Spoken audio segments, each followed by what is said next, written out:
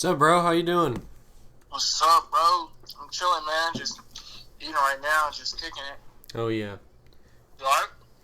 Yep, how about you? Yeah. Can't complain. Yep.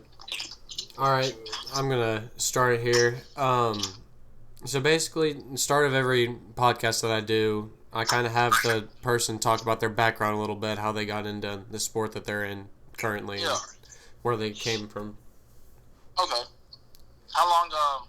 How long is the podcast going to run? I usually do, like, close to around, 20 minutes. Is that good for you? Yes. Yeah, that's fine. Okay. Yeah, just making sure. Alright.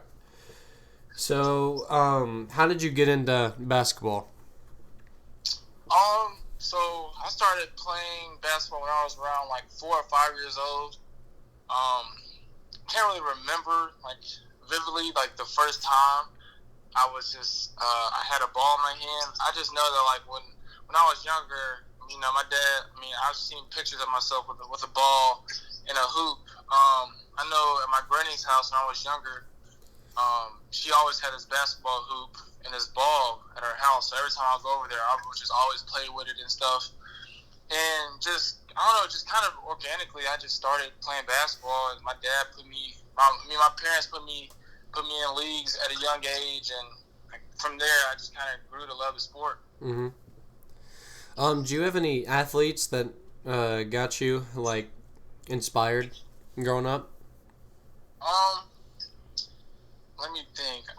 Especially in elementary school, that's when I was kind of really into YouTube. Mm-hmm. I'm still in it now, but I always started researching a bunch of basketball players. So it's funny. I started discovering who Michael Jordan was at a young age, mm-hmm. and I really watched a lot of his videos on YouTube. And even it was funny.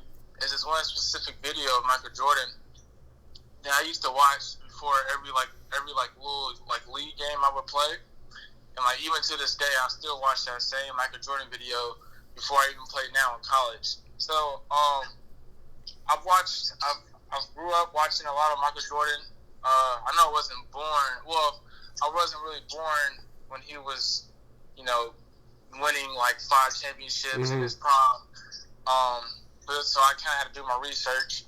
So Michael Jordan, I love looking up LeBron, watching LeBron when I was younger. Seeing him and Kobe play, mm-hmm. In their prime, it was just pretty cool to see that. Mm-hmm. So at a young age, I was more watching the bigger stars, because those are the athletes I was seeing on TV a lot. Yeah. Growing up and even now, what are your favorite kind of sports teams? It doesn't have to be just basketball, but just growing up. Growing up with me and sports teams, I wasn't really a big specific team. I didn't really have a favorite team for every sport. I just love watching certain teams play. I knew if I watched this team play, it was gonna be a good game regardless. Besides basketball, baseball was the other sport I played. So, I love watching the Red Sox, the Yankees play when I was younger. Mm-hmm. Football, I wasn't really into football at a young age.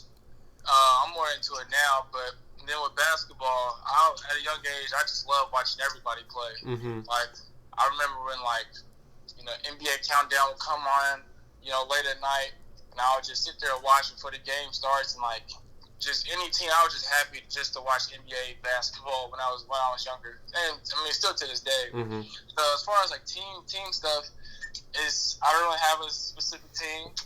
As far as college stuff goes, I'm from Lexington, Kentucky, so just by nature, I'm a Kentucky fan. Mm-hmm. So yeah. Going to your playing right now. What are some of your favorite moments playing basketball so far? So far? Mm-hmm. Over the years and stuff like that. I'll say my senior year of high school, it was district championship game, and this was against Scott County. And this is for us three-peat in districts. And I remember that game, I had my highest scoring point at the time was 33, Mm-hmm. and my best friend Isaiah had 31, I think. And we both totaled for like 60-some points, Mm-hmm. and we won the championship game.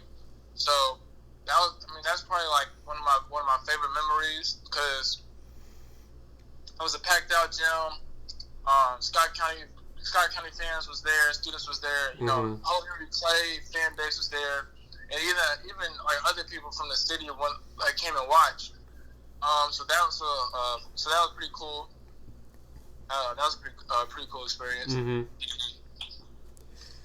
Did you have any players that like you tried to model your game after?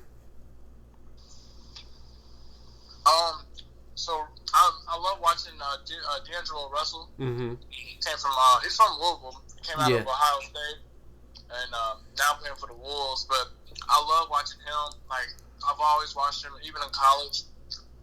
So I try to take stuff from his game and trying to implement it in my game. Mm-hmm. Like just how he uses his pace and his speed and how smooth he is and how he is creative and crafty. On ball screens and even finishes. So I watch him a lot. I watch a lot of Manu Ginobili, even though he's retired. But I just love the way how his footwork is and how he uses his body, even though he's not the most athletic. Mm-hmm. Like even like with D'Angelo Russell, like even for myself, like I'm not the most athletic guy on the court, but I can see how guys can use their body to be effective. So those two guys. In high school, I watched a lot of Tayshaun Prince in high school. So I would probably say those three guys. But I try to watch a lot. Like I try to take bits and pieces from a lot of other guys as well. So. Gotcha. Going into like personally with you a little bit. So you went to you went to university for 2 years before you transferred to another career. To another college. Talk to me about that transfer process a little bit, like what your mindset was with it and stuff like that. Yeah. So like you said, I came from a Division II school, Lee University out of Cleveland, Tennessee, and was there for a few years and decided to leave. So when I decided to leave and transfer, it was kind of different from my high school experience as far as like recruiting goes. Because for me, when I transferred, I didn't really know, I didn't really have that many options like before I transferred. Like usually like in high school when you commit, like what schools are looking at you, like which way you want to go. When I transferred, it's kind of like I couldn't talk to no schools until I got my release paper. So I was kind of like blind-eyed and just really putting my faith in God and make sure He show me like steer me in the right way. So when I put it out on Twitter that I was transferring, Asbury had contacted me I think like that day or the next day. And some other schools kind of contacted me through through some other connections I had. Initially, I wanted to go to Kentucky State and play. Like that was my main goal. As soon as I got my release paper, I was going to push Kentucky State, try to get there because I knew the system, I knew the coach. I had some friends on the team, so I kind of felt comfortable with the whole situation. But that didn't really go as planned. But the first day I put it on Twitter, I was leaving. Asbury had contacted me, and like they really showed that like they really wanted me, and I wanted to be where I wanted to be where I was wanted instead of me trying to act make myself wanted. If that makes any sense. Yeah. So Coach Shouts, Coach Russ. And the other guys on the coaching staff, they did a great job of making me feel wanted, and whatever. And still to this day, I still feel wanted. So. With that, I usually have kind of like the tip stuff at the end, but we're in the middle of it. I want you to talk about this a little bit for some people that listen about like transferring and stuff. Like, when is the time right to transfer? Like, what is the logical way to like know that it's time to go somewhere else? So with that, I feel like for one, it has to, that decision has to be, the right time for that person individually or what they got going on. So for me, when I decided to leave, I had 2 more years left of eligibility. So if I was going to transfer, I knew that at least I want to have 2 more years left of eligibility, wherever school I go to. Mm-hmm. So that kind of played a role into it, of the like timing of it. Like timing plays a big part, and just how you feel, how you feel about your situation and when you think it's best to leave. Like I can't speak for everybody else, but I know for me, like it was just perfect timing with everything that happened my last year at Lee. I just felt like it was the best time for me to leave and transfer, and now I was blessed enough to have 2 years left of eligibility to play, which I feel like that's enough time to still, show and prove that I can still play in 2 years. So, it just depends on the person's situation, because I know everybody's situation is different. Like I know friends who transferred 3 different times in like 4 years.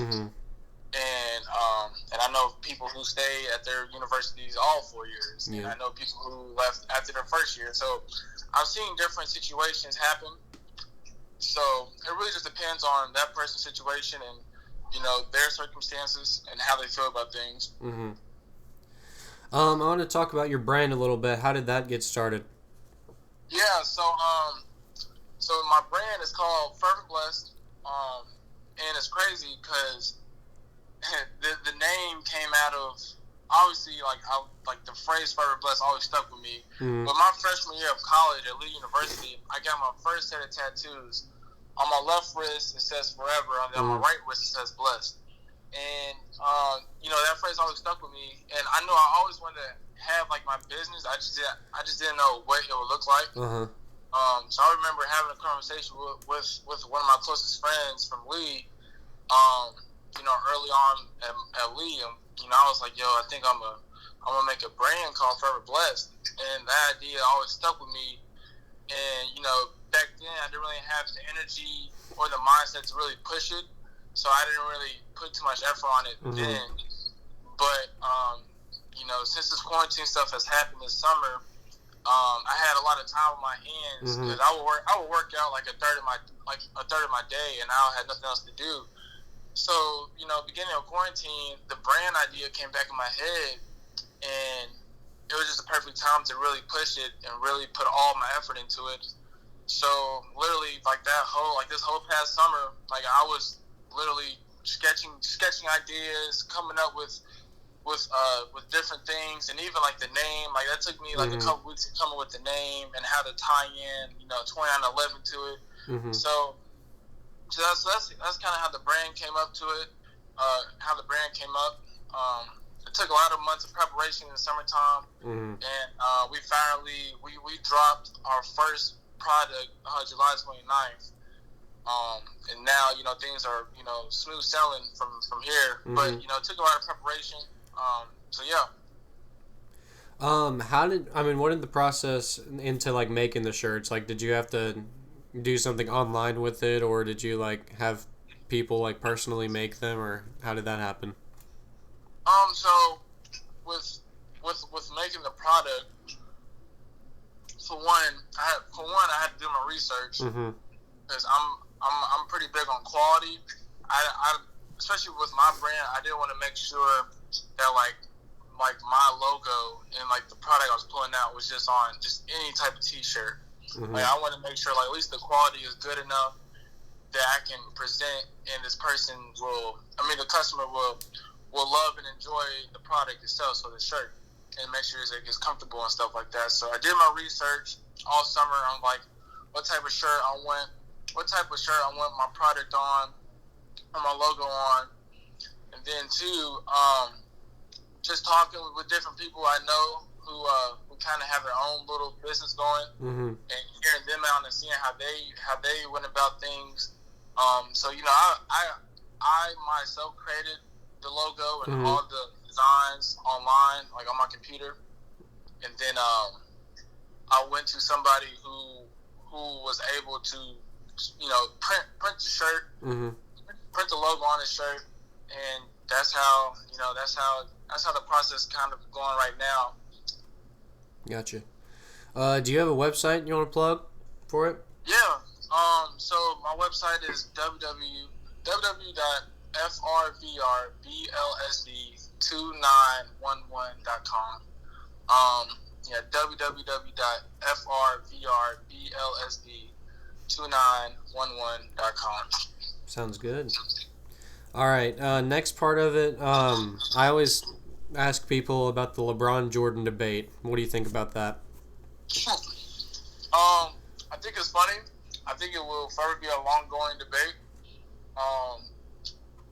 It's weird because I'm hearing every time I have this conversation with like people my age, I'm hearing a lot of LeBron.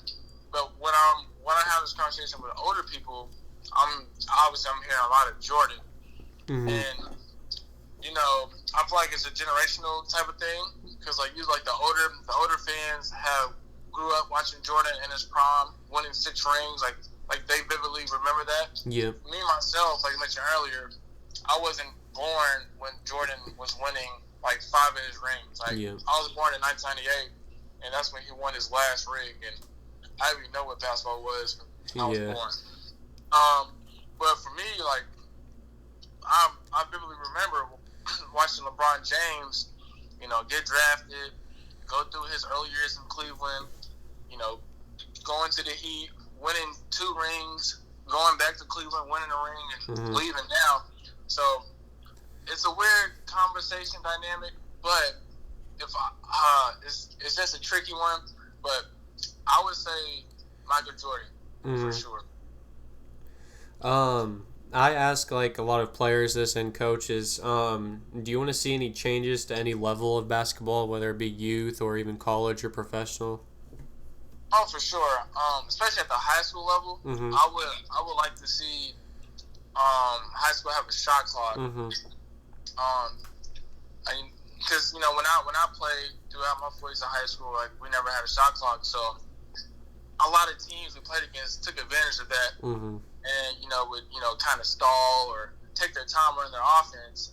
But the thing is, if we're trying to, especially in the state of Kentucky, if we're trying to produce college basketball players, even professional basketball players, as soon as like that player leaves high school, they got to go play in college where, it's a shot clock, the court's bigger, the 3-point line's longer, like physicality is like night and day. But especially for shot clock, like you have to run your offense a lot faster and move a lot quicker. So it's like a big change, and even I realized that when I first played, like my first year of college basketball, it's like the game of the speed is faster. So I would definitely love to see a shot clock happen in high school for sure. You've been playing basketball for a little bit. Do you see the use of a traditional big man anymore? Oh, for sure. I think so. I think with me, what I feel about that, I feel like it just depends on that coach and that certain system. So like at Lee, we used I played under a Princeton set. Okay. And that set is really for like guys who can really shoot the ball. So we use a traditional big man, but also like he kind of played both roles. Like he can bang, but he can also shoot the ball. So like it just depends on like the system and stuff. I still think like in this game of basketball, there's still a good use for big man, traditional big man. But I'm seeing the game, drift away from that and use a lot of big guys who can stretch the floor and, shoot the 3 or, shoot an 18-footer on the corner. So it just depends on the system and the coach. Who are your favorite players to watch nowadays? It doesn't matter if it's in the NBA. It could be in like college basketball or even other professional. So I love watching D'Angelo Russell play for sure. My favorite player is Carmelo Anthony. That might sound outlandish, but I love watching Melo play. Oh yeah. Damian Lillard, I love when he's on TV playing. Mhm. I definitely love watching LeBron. So Oh yeah. those guys for sure. Mhm.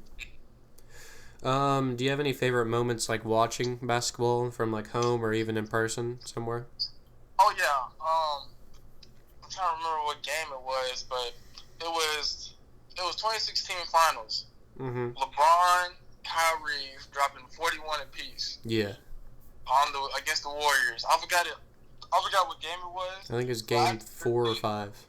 Yeah, I just vividly remember sitting with my close friends and just being hype off of every basket that they scored because I wanted LeBron to win so bad. And I don't know, it was just crazy seeing Kyrie and LeBron both go off of 41 together in the same game.